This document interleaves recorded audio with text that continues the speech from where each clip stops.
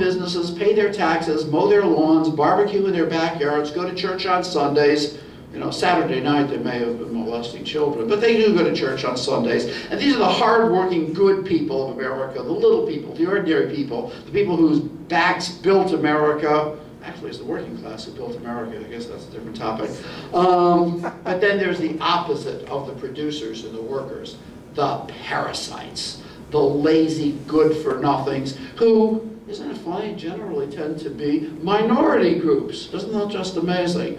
And these people should not be supported. These people, you've probably heard some of the accusations that Obama's health care reform is basically a reparation to African Americans for slavery.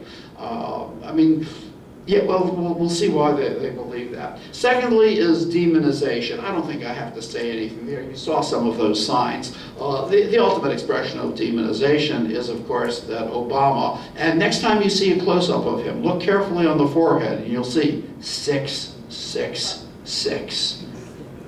Yes, he is the Antichrist, which, you know, as Tom LaHaye tells us, means that, what is it? Within the next 7 years, there'll be boils and frogs and all other kinds of good things to eat. The scapegoating is, of course, closely tied to the conspiracy theory, but there has to be someone to blame. And part of that is that to understand the political economy, the politics and the economics of what happened in the global economy is not just very, very complex, but when you start looking at some of the figures that it involved, you know, the exotic instruments being created with, what is it, Peter, $612 trillion, which is 12 times more than the gross national product of the world. You know, it's not easy to understand these kind of things, but if you just say there's an evil conspiracy, that makes life so much simpler.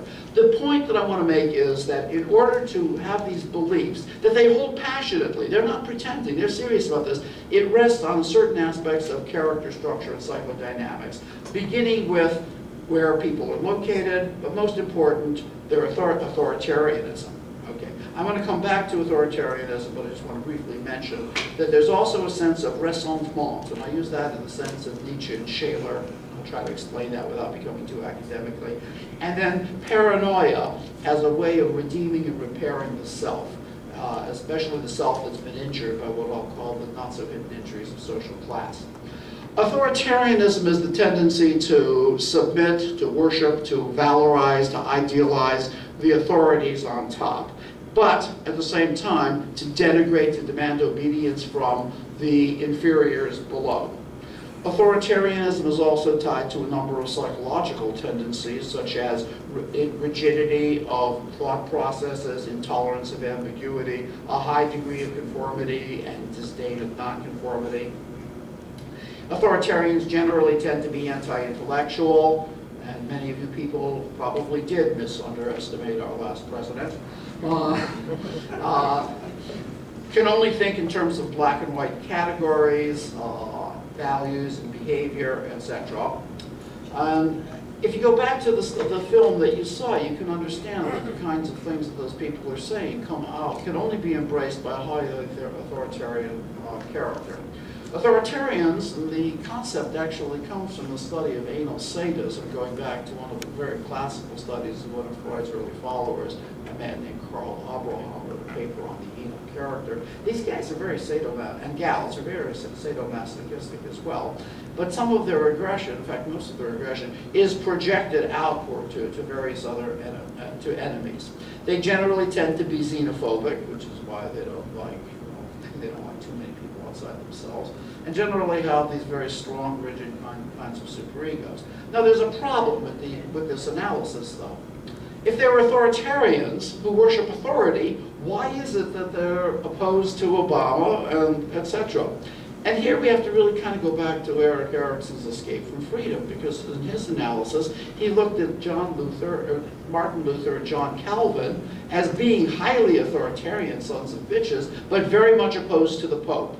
I don't know if they've been molested by priests as children, possibly, but. And so authoritarianism is not simply the worship and value of authority, but it has to be a certain kind of authority. For those people who know the work of George Lakoff, he has a very wonderful analysis of the cognitive difference between the nurturing parent and the strict father. The strict father is kind of the authoritarian motherfucker, and the nurturing parent uses empathy and love to promote the self-development of the child and empathy for other people. So part of the reason that they don't like Obama is that he's not seen as a strong, tough leader. He's not willing to kick some ass. He does things like talk to people, etc. And again, this is nothing new. You know, this kind of animosity, we saw it toward Clinton. You know, the attempt to impeach him over a blowjob, the Whitewater thing about the real estate scandal, the accusation that Hillary murdered Vince Foster because they were having an affair. And the same kind of charges were shown against Carter, because Democrats, and this is always the failure of Democrats, they really believe that people are rational creatures, and if they present people facts and evidence, that people will go along with what is factually correct. That's why they lose elections. The Republicans are much smarter. They understand that people are motivated by fear and anxiety, and they can really whip up those fears and anxieties. And if you just saw the aftermath of the discussion about Obama's new nuclear policy, you know, if you listen to our wonderful foreign policy nuclear expert, Sarah Palin, Obama's policy means that the United States is going to be destroyed within 6 days. Okay. 6 days. Something like that. So to understand what's happening, I want to bring in the concept of ressentiment, Nietzsche's concept. And the origin of the concept had to do with the poor Christians. Actually, they didn't call themselves Christians at the time. They were followers of Christ, but they were still Jews. And to kind of make that analysis fairly simple, you know, they were the inferiors, the slaves, the subordinates of Rome. And the Romans had it all. They had power, at least the elites did. They had power, they had wealth, and they had a great sex life. There was once a great cartoon in Playboy where a young Roman gladiator is picking up his date, and her mother says, "I don't care what the other girls are doing, I want you home from that orgy before 6 a.m. And so what did the Christians have?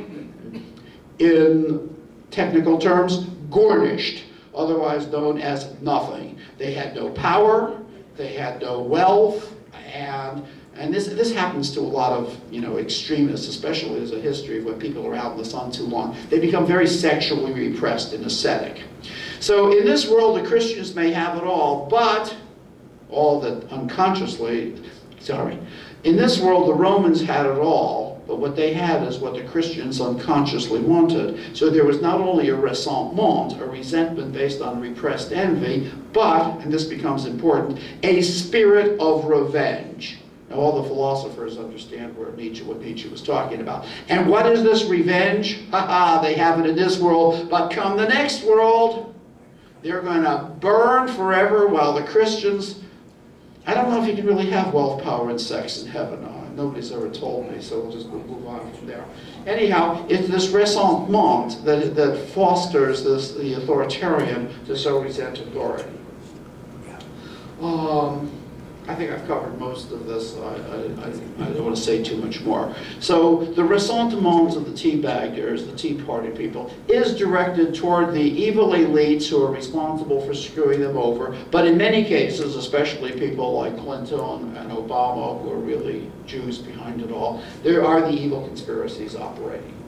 Finally, I want to get to what I call the not-so-hidden injuries of social class. This is a takeoff on a tough concept that the sociologist David Sennett used. One, there's been an attack on the status of people. When people lose their jobs, even if it's through no fault of their own, their store goes out, their company goes out of business, their little business goes out of business, the factory shuts down. There's a feeling of loss, that even though it had to do with geopolitical, global factors beyond them, there's a sense that they've lost out somewhere, especially in a society like ours where economic achievement is a badge of identity. I mentioned before the anxiety, the loss of, you know, hegemonic whiteness that's been challenged by feminism, by multiculturalism, and by the success of drugs and sex and rock and roll. We can see that much of the violence that we're seeing now, and some of it is actually turning into actual real violence, was already seen at some of the Palin rallies where we mentioned Obama, they yelled, "Kill him, traitor," etc., etc.